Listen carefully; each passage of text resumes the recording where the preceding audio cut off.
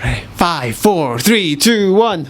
Hello, friends. Welcome to another episode of the David Ng Show.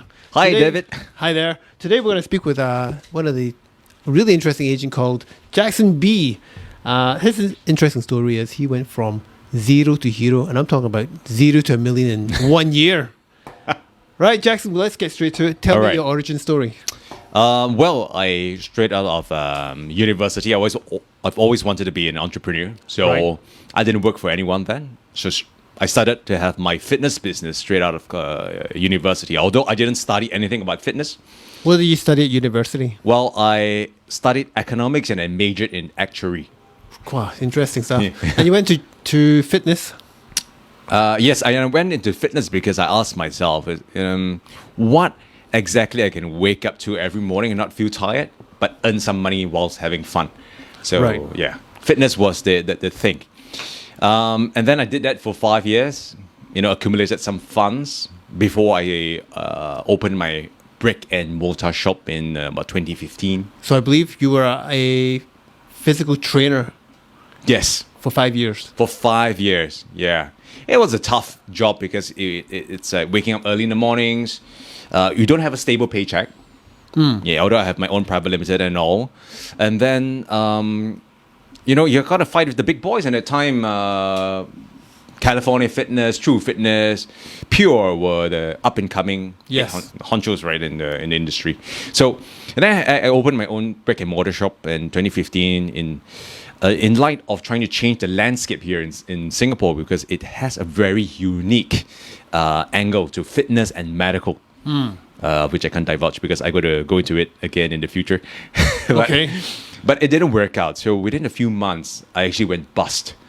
Bad business decisions, working with the wrong people. That was the causation of what went wrong for the whole deal. When you say bust, how much do you mean by bust? Minus, Minus? in the negative range My of God. stuff. So you went into debt. Yes, in fact, and not to mention many legal suits that we had to follow through with that. Okay, I understand. Yeah. So it was a very tough time. Then after your venture failed, what did you do?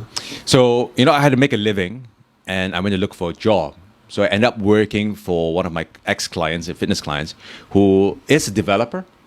And Oh, interesting. I got my hands wet because he hired me with no real estate background to be involved in the business development of things in his company. Right, and that's your entry point to real estate. And so from there, how did your trajectory in the industry proceed?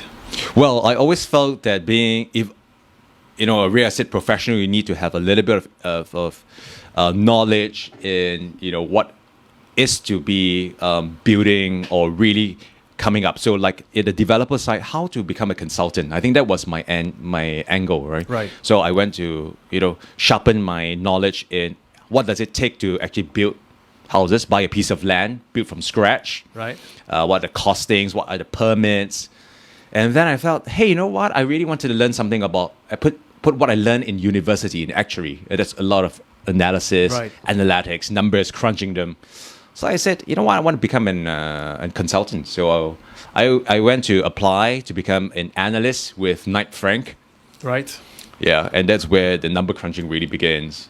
It's looking at, many screens at one time. Okay, so you were Yeah. in the back end, and you really in the back end is very, I would say, safe. Dry. Site. Dry and safe. But what point did you decide that you wanted to become a property agent at the cutting edge of the sales line? Well, that's a good question, David. So when I was working for a developer, I was exposed to many agents. Of course, I saw how the way they work and operated, and then I came to attend many of those PropNext seminars, the conventions, and I saw how Boss Calvin Fong and Big Boss Ismail were presenting how to become a good agent and how they are changing the landscape in the industry. Because in the past, selling houses were not analytics. It was more about, why do you like this house and how this house can be good for you, so on and so forth. It's not so much about a numbers game.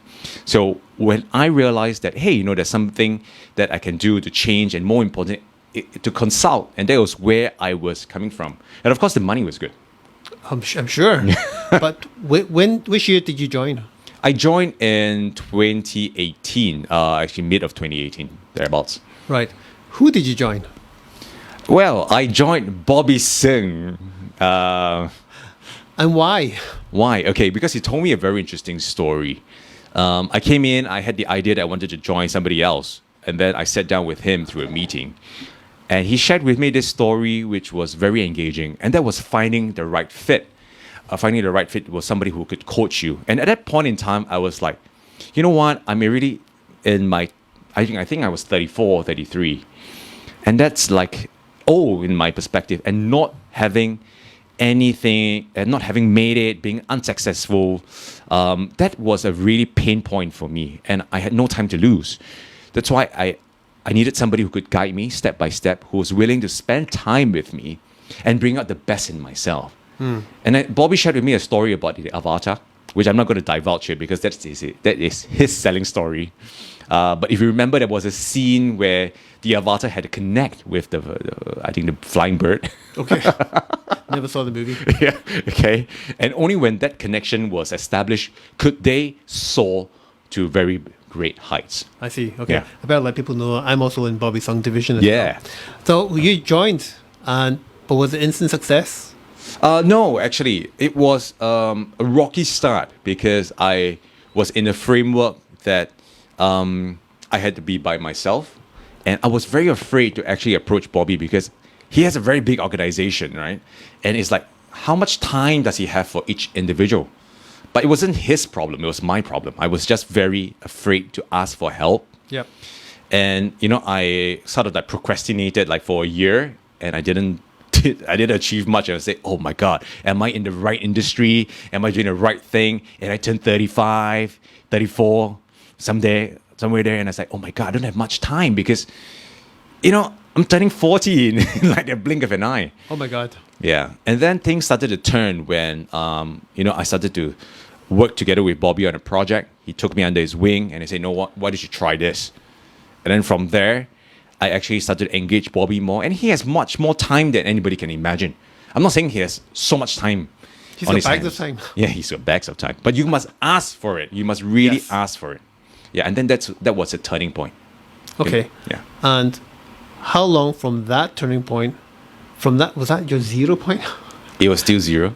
And from there, how long from there to become your first, let's say, pot of gold?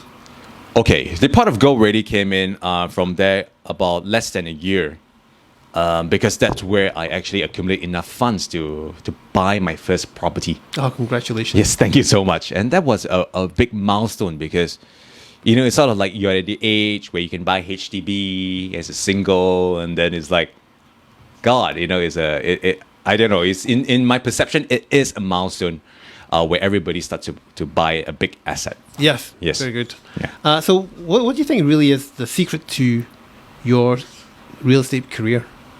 Okay, the secret is no secret, but rather it's about understanding about yourself. What Bobby actually did together with the rest of the mentors that I have, like Calvin Fong, Alan Lim, and even Boss Ismail themselves, is to reflect to me what were my shortcomings. And they were very straightforward to tell me that. And that was a point in time where I said, hey, you know what? I finally understood what was the gap between how I can see myself and what was the reality I was actually experiencing. Which means that, I can sense that my potential is here, but why can't I reach it? There was this gap. And that gap was something I was trying to figure out my whole life. Right. Yeah. So it's very psychological. Actually, this is something I appreciate about PropNext as well.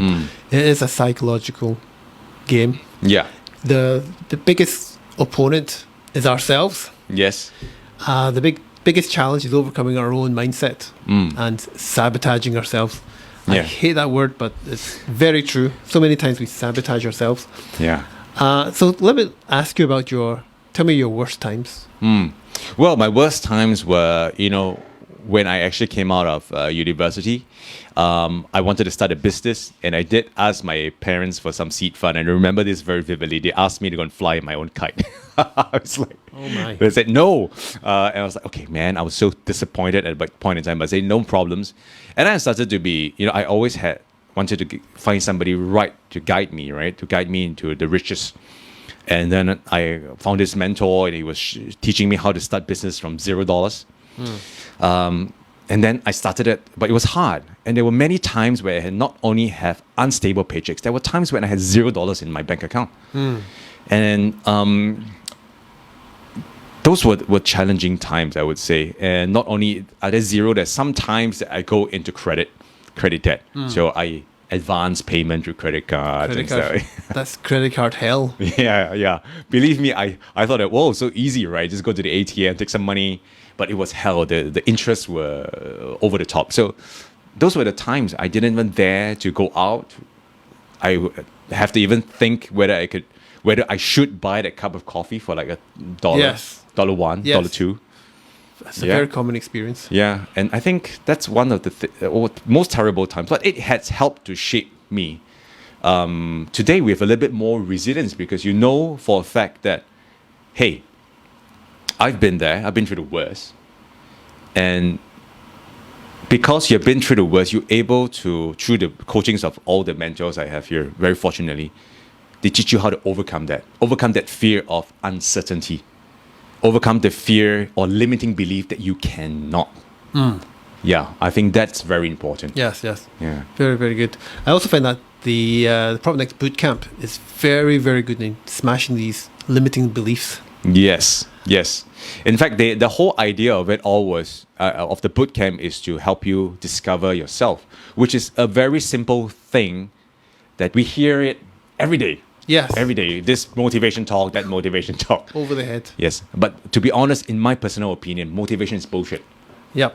Right? It's Correct. really about knowing who you are, what's your worth, and how you can actually give that worth and pay it forward to somebody else, whether it's your client, whether it's your colleague, whether it's your family. Yep. I think that's what life is all about. And once you can, reconcile with that, I think that's really amazing. Pay it forward is a very powerful concept, which is often overlooked. Yes. Especially when you get to a certain age. You really want to pay it forward to your family, to your kids, to your clients, to other people, to other agents. Yes. Even struggling agents, helping them to pick them up and the help that we got from the other mentors, we can pass it on to others. Yeah, absolutely. I agree with that. Oh, Yeah. that's great. So let's go back to your getting onto the right path. Getting onto the right path. Consistency is very important. How do you prospect? Okay, how do I prospect? I try everything under the sun, right? That's internet. I've seen a lot of your advertising in the Straits Times. Yeah. Pictures, face. Okay, a lot. Very consistent. Yeah. So it's a lot of stamina, I would say, and the methods that people share with you, they all work, but you got to find one that really suits you. So, for example, let me throw a few. There was internet marketing. There is like internet marketing, Facebook, Instagram, pay-per-click. Those are internet marketing. Then there's offline marketing, like what you mentioned: Straits Times newspapers, Chinese newspapers, Malay newspapers, Indian newspapers. They are any of those media. Flyers, right? Door knocking. Yes. And then there is other old schools like telemarketing. Yes. Yeah, so that's how I have tried all of them, and I found one that I'm really good at, and I just focus on that. Can I ask you? Yeah, What is it? Which one? Which okay, one? I'm actually quite good at telemarketing. You do it yourself? Yeah. Okay, so what happens is that I outsource some of it, and then once the connection is bridged, then I will be the one to continue the conversation. Right. Yeah, so telemarketing is something that was quite amazing because that was how I started off. I was given a sheet of paper to call, and I called every single one of them. I remember to invite them for Amber 45. Wow. Okay. Yes. Yeah, that was how I started. I just went through and through. Of course, I started off with knowing, okay, cannot call after 9:30 p.m. Well, it's just perfect. That's the kind of skill you need during COVID because you can't do so many things. Things change month by month. Yes. So, online, offline, Yeah. telemarketing. Any line. Yeah. Okay. So let me ask you. So you have achieved. How does it feel to go from 0 to $1 million? Well, actually, it feels good. It feels good because I do not have to think whether I can afford a cup of coffee. Right now, what is on my mind is to always, I have no fear that I cannot pay the bills. I have no worries that Right. my parents' allowance or my household are not taken care of. And once that worry is taken off my back, then all I can focus on, I have more energies to actually pay it forward. You know, whether it's to coach somebody, Right. whether it is to guide somebody, but it's also to care for somebody else, whether it's caring for clients or caring for family. I think that's more important. Okay. Yeah. I'm interested in last year. What car were you driving? Last year, actually, I had no car. You had a car. I didn't have a car. That was my family car, so I borrowed it. I see. I've never gotten a car because I could never afford it until I joined the real estate industry. But it sounds as cliche as it is, right? Join the real estate industry, buy a new car. It's not. I really had good thought about it and saved up for it. And that was not the first item that I bought. The first item I bought with my money was to buy a property. Right. Yeah. Where and why? Oh, okay. I invested in the Core Central region because I truly believe in it. As an analyst, I saw many data that actually shows its potential and value retention potential. It's underpriced right now, and the growth is less than RCR and OCR I agree. until the market returns. Yes. so that's where I parked my first pot of gold. And then when I had a little bit of spare cash, I decided, you know what, maybe it's time to actually pamper myself and my family because we have never owned a Conti car. And yeah, then I invested in a car. Okay. Yes. And what color is this car, and what is the brand? So I invested in a Porsche yellow color Cayman. Oh, that's not bad. Yes. That's really going from zero to hero. Yes, thank you very much. Beautiful car. Yes, thank You you. can hear it coming from around the corner. Yeah. All right, so now you're on. I believe you're doing quite well. Mm-hmm. You've been interviewed by a CEO at the company level, Yes, thank you. right? And you're getting quite consistent results, and you're quite consistent in your prospecting. So your career is chugging along quite well. What's next for you? Okay, what's next is actually I want to pay it forward. I want to build a team of just 3 individuals. Now, many people ask me why 3, right? And I'll say that because this is the number of people that I feel I can spend a lot of time together with them or more time together with them and guide them just like how Bobby has guided me and some of the leaders have guided me on a very personal level. And it's just not about, all those technical stuff. It's also about building resilience. It's also about finding, guiding them to understand themselves, and most important, guiding them to find out what they really want. Yeah. That's such a simple question, and when we ask 10 people, maybe only 1 can answer you. Yeah. Yeah. So that's how I feel. Right. Yeah. So these 3 people, are you looking for new RES? Are you recruiting new RES or experienced, mid-career, middle-aged? Yeah. what is your profile? Okay.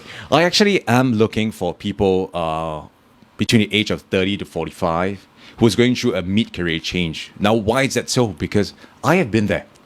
And I feel that, by sharing my experience could really value add to them.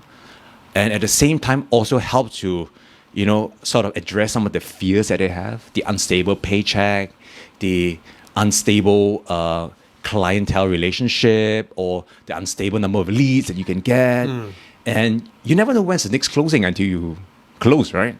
So all these fears and uncertainty, I feel that I can be able to help them to overcome it. So you're an extreme case of experiencing the ups and downs of life and industry. I would say yes. My goodness. Okay. So you got 3 people coming along. Yeah. You're reaching out to them. You're going to help them. You're going to build them, train them. Yes. You're going to share with them. Yep. So I'm going to give you 60 seconds, right? Because everybody on this planet listens to this Yes. podcast. Of right? course. You got to look straight into the Yeah. camera, right? Give me your doest eyes, okay? And you got 60 seconds and you've got to pitch. Let me get my phone ready. Okay. You're going to pitch to them, why should they join Jackson B? All right. Are we ready? Go. Why should you join Jackson B? It's because I have time for this three of you, and I really want to help you to hit those milestone goals and what they always say, breakthrough in your achievements, and help you achieve all those. And most importantly, because I have been through some of this not so good experiences, I'm hoping to help you to jump across them so you avoid them totally and shorten that particular learning curve.